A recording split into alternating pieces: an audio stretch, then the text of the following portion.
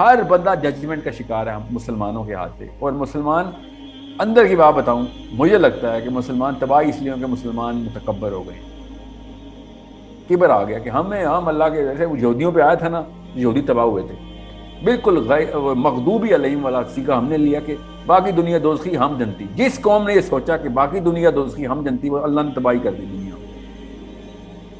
اتنا آسان ہے اس بات کو سمجھنا کہ یہ جو کلچر ہے نا اور یہ جو دیواریں ہیں, اس کو توڑنے کے لیے اسلام آیا ہے. کھولیں کھڑکیاں, ہوا آنے دیں, اذان کی آواز کمرے میں آنے دیں, ایسی کھڑکیاں ہوں کہ اللہ کا کلام آئے تو پتہ چلے کہ لوگوں کے کوئی پرانی تمام شریعتیں کینسل, سارے بت توڑ دیے.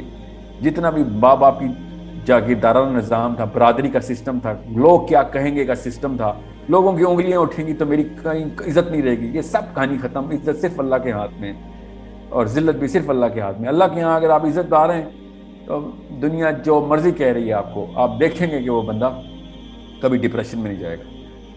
یہ خودکشیاں کر رہے ہیں لوگ کس بات پہ کہ میری فلم فلاپ ہو گئی. سوچیں ذرا کہ کس طریقے سے انسان اپنی اوقات چھوٹی کر سکتا ہے. اور وہ والے لوگ کہ جو اکیلے اپنی خانقاہوں میں بیٹھ کے جنت میں پہنچ گئے کہ کوئی بات نہیں, اگر پوری دنیا میں سے کچھ نہیں مل سکا مجھے, ایک کو سب کچھ مل جائے تب بھی خودکشی کرتا ہے, ایک کو کچھ بھی نہ ملے اور وہ ساری دنیا میں سب سے زیادہ پرمسرت لائف گزارتا ہے.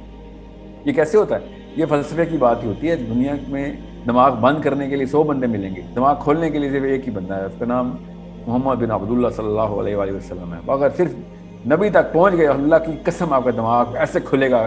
حیرت ہوگی کہ اتنی اوپن سوسائٹی تھی نبی علیہ السلام کے اندر, اتنا کھلا نظام تھا کہ ہر بندہ ویلکم ہے, ہر بندہ ہر چیز جو ہے وہ اپنی انیٹ فلاسفی سے پریکٹس کر سکتا ہے.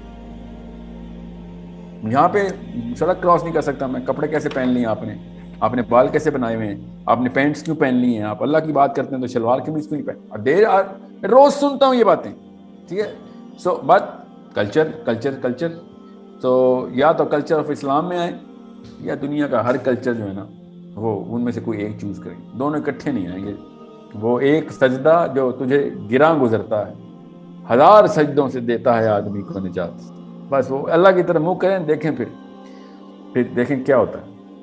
جب اللہ تعالیٰ نے کہا سورہ احزاب میں یا ایھا الذین آمنوا اتقوا اللہ وقولوا قولا سدیدا, کہ اگر اللہ سے ڈرتے ہو تو سیدھی بات کیا کرو گے, اگر اللہ سے نہیں ڈرتے تو ہر انسان کے لیے اس کی مرضی کی بات کرنی پڑے گی. یہ آیت کا مطلب یہ ہے کہ اگر لوگوں سے ڈرتے ہو تو ٹیڑھی میڑھی باتیں کرنی, ہر ایک کو خوش کرنا پڑے گا, ہر ایک کو خوش کرنا پڑے گا. یہ آیت کا مطلب ہے سورہ احزاب کی کہ if you are trying to please people تو اللہ سے ڈرتے ہی نہیں.